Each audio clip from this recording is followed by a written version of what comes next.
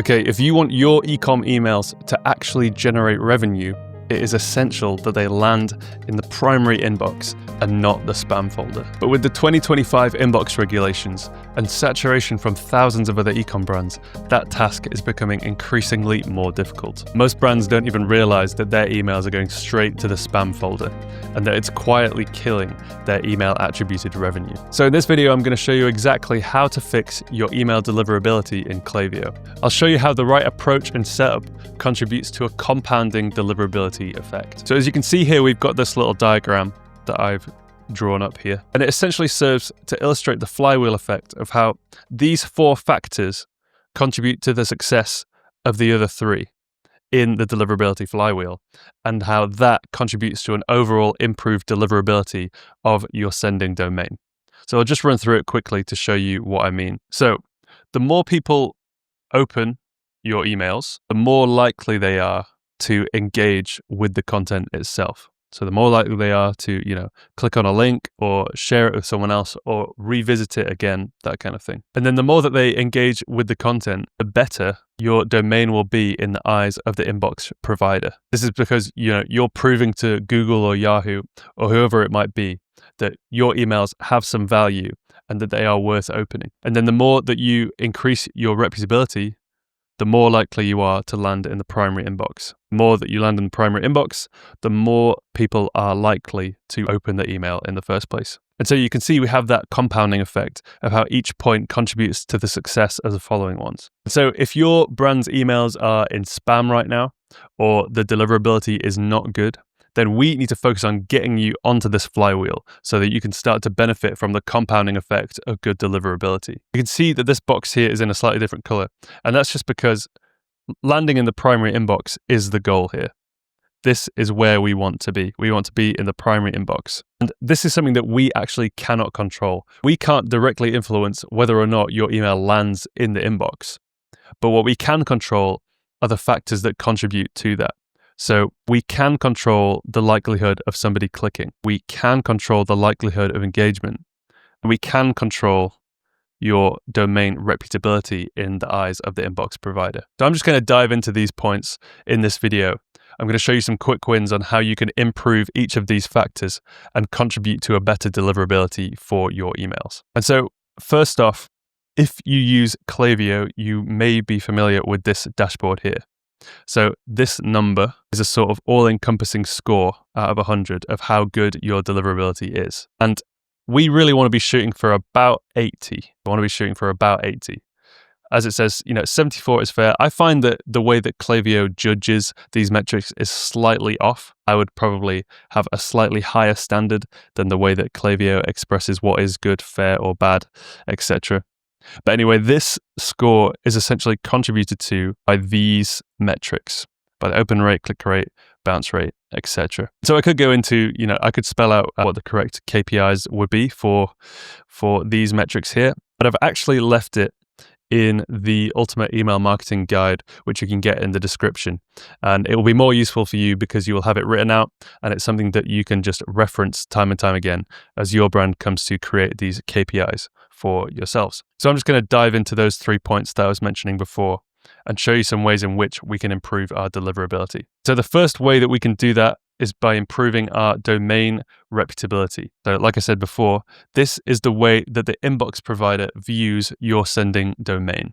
So this will take place sort of in the setup, behind the scenes. This is to do with our sending approach.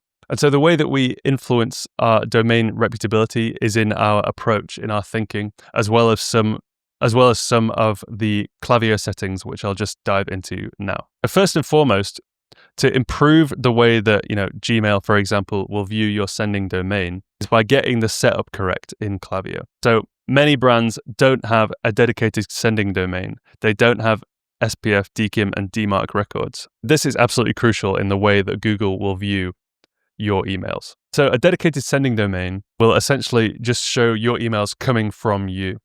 It will show your emails not coming from this email address, which you may, if you go into your inbox now, you may see some emails in your promotions tab saying, your domain.klaviyomail.com.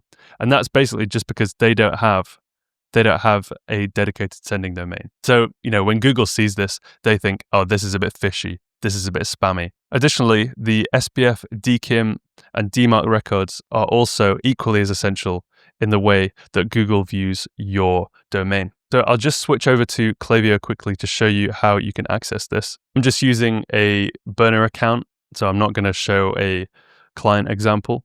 But essentially what we want to do is we go into our settings here. Under account, we go down to domains. And if you don't have those SPF, DKIM, and DMARC settings installed, then the option to install those will show up here as well. I've set all of that up so it doesn't show for me, but the process for setting them up is very simple. And I'll attach the official Klaviyo documentation in the description so that if you don't have that, you can walk through it very easily. Once you have the correct sending setup, we need to think about what it is that you are sending. What you send has a massive impact on your domain reputability. First of all is image size.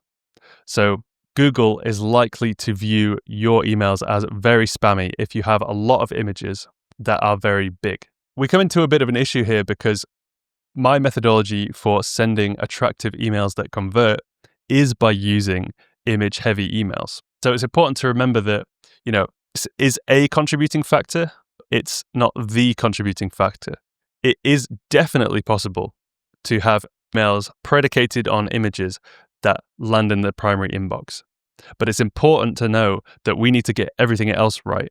This is something that we can't compromise on, having beautiful, attractive emails, because this is the way that we stand out in the inbox. So it's important that we get everything else right. However, there are steps that we can take to improve the way that Google views our image-based emails. And so the way that we do that is a website called tinypng.com. That text is in white, which is not useful. tinypng.com. This essentially will compress your images. It will compress your images, but this is the site that I have found to be most effective in compressing the images but maintaining the quality. And so if your images are half the size of which you exported them but are of the same quality, then that essentially reduces the load time for the reader, which is something that Google quite likes.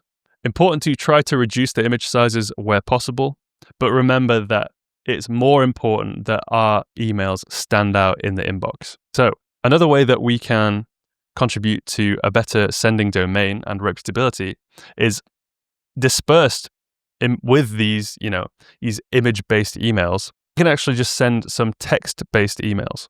So in stark contrast to, image-based emails that, look beautiful and stand out, in the context of, our broader sending strategy, a text-only email will actually break the rule that we've set up for ourselves, and the impact of that actually drives conversions. If in, for example, your welcome flow, you have a beautiful, attractive, welcome email one that demonstrates your brand, shows your lifestyle, shows your personality. Then an email two is just a text-only email as if, the founder was writing it from their phone, for example.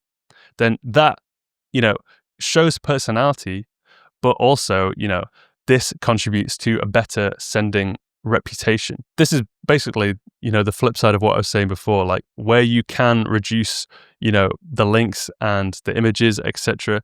That is only a good thing, but we need to do that without compromising essentially like our personality, our flow strategy, our ability to stand out. Dispersing, a text-only email into our flows and sequences is a very positive thing. And I think there are definitely ways that we can do that where we don't sacrifice that storytelling aspect of our flows and campaigns that actually create that sort of, front of mind experience that we want our potential buyers to have from our brand. So secondly, just scroll up here. We want to improve our open rate. This has a big impact on the engagement, like we said before, but also this has an impact on reputability as well.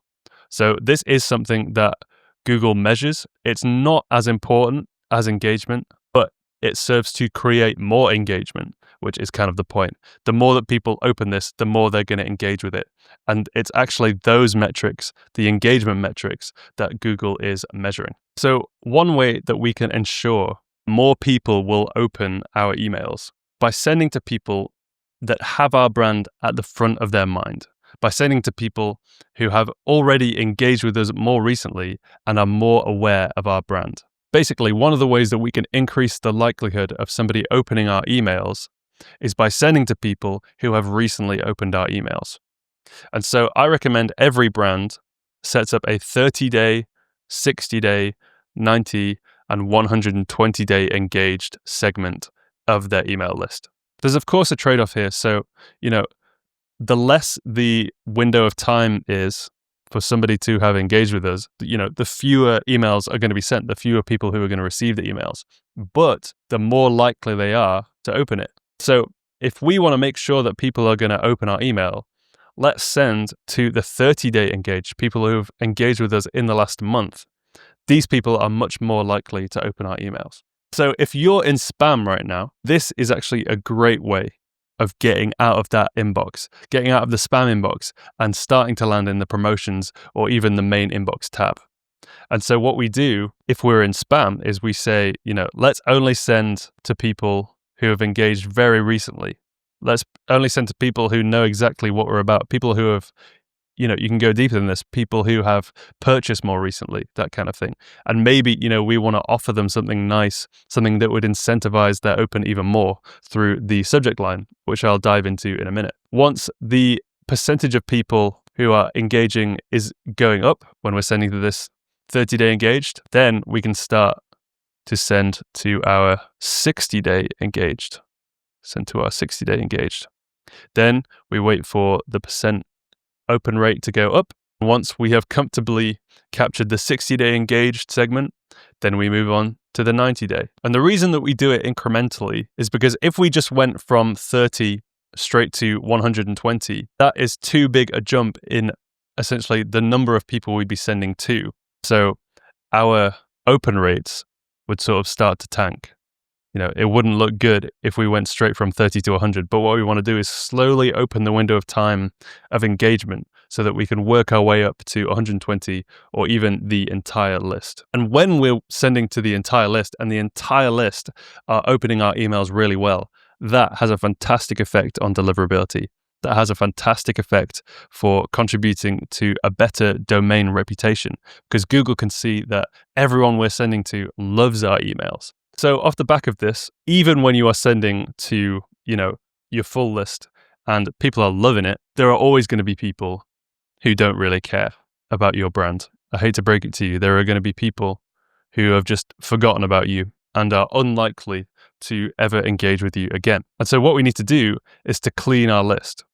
We need to basically just kick people out of our list who aren't going to engage with us because, what good are they to us if they're not engaging with our emails? They are only dead weight. They are the percent of people who are never going to open our emails and who are going to essentially damage our chance of having good deliverability, good reputability, good domain reputability. There are two ways to do it. Manual cleaning, that we sort of go through in Klaviyo. We create a segment of people who have not engaged within a certain time frame. Let's say they have not engaged with our emails in 6 months. And they haven't bought from us in 6 months and that kind of thing. And we can just sort of kick them off that way. Once we've created that segment, we just say delete from entire email list and that kind of thing, and they're gone. But another good way to do it is by creating a sunset flow, which essentially automates this process. It gets rid of the need for manual cleaning. And it basically is a sequence of 3 emails that incentivizes people to click again. So come back into the fold of engagement. But if not, then they're gone. Then they're kicked from our list. So a good way to do that is by 3 emails, which I'm just going to represent by these little boxes here. First of which is, we give them an offer, 10% off. That says 10% off in case you were in doubt. 10% off. Lead with that in our subject line. If they don't go for that, we sort of say are you sure you don't want 10% off? Are you sure you don't want to ever engage with us again? We let them know, this is your last chance. So just chance. And then finally we say goodbye. We say bye-bye, and then they leave our list. And this automates the process of getting people off of our list, but also, it could potentially provide you with some more sales as well. If we catch people who, are willing to buy again and respond to, a discount or an offer. This is a great way of getting people into the fold again of engagement, not dragging our list down and getting some extra sales as well. So lastly, with regard to increasing our open rates, obviously subject lines are incredibly crucial because this is what people see before they see our email. This is what contributes to making people decide whether or not they're going to click. And so obviously there are many factors that go into, writing good copy, writing a good hook, driving, more clicks on our emails. To simplify things, when you are creating your subject lines, you obviously have to keep it relevant to the content, but we need to answer two questions. So are we driving curiosity? So is this something that someone would find interesting? If it is, how do we get people to want to find out more? We want to deliberately leave out pieces of information so that people feel compelled to find out more. Additionally, there should be a speech mark here. We want to answer the question, how do I stand out?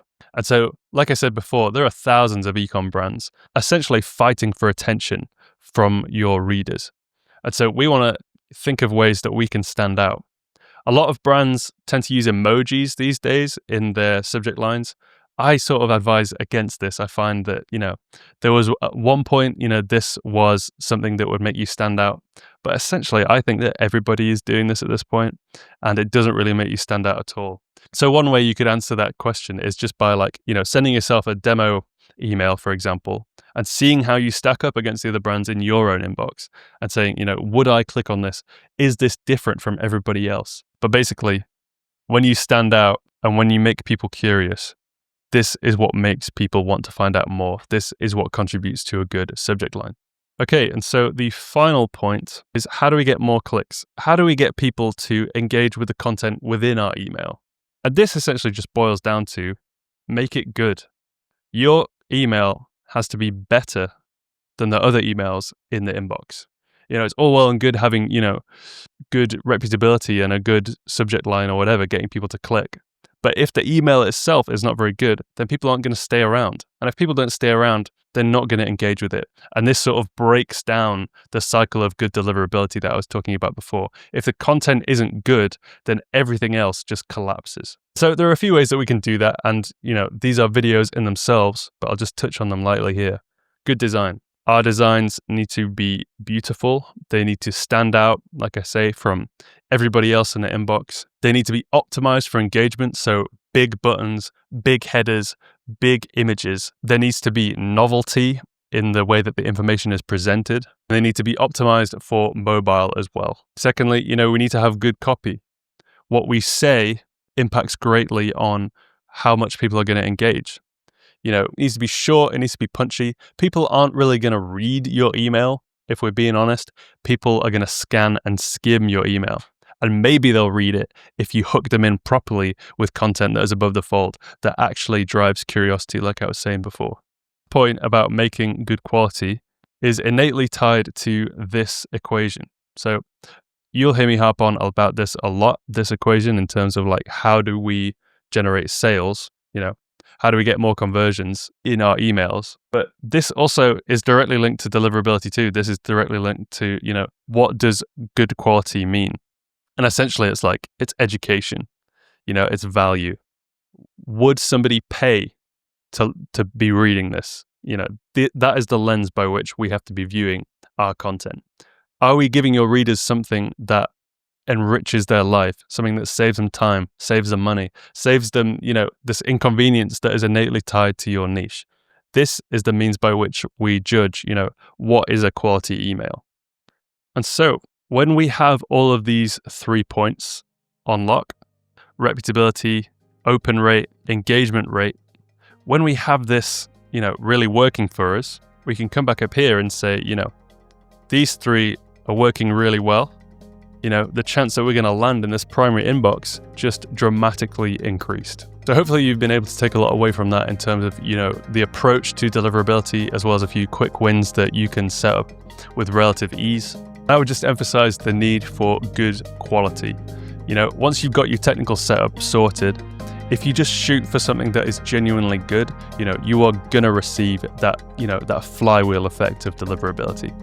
And so if you want to learn a bit more about how to achieve, a good quality email that stands out from the inbox, gets clicked, gets engaged with, contributes to that front of mind experience that we want our readers to have, then you can check out some of my other videos, or you can grab the email marketing guide in the description below. If you have any questions, I'll be happy to answer them, and I'll see you in the next one. Cheers.